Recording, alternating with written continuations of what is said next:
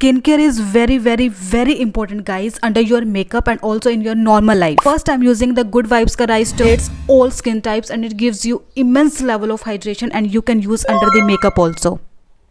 And the second step is the moisturizer. I'm using here the Cetaphil ka moisturizer guys. It gives you the 48 hours ka hydration and the most important is that it's dermatologically tested guys. But I will not recommend this moisturizer under the makeup, and if you have especially oily skin then you can skip this moisturizer.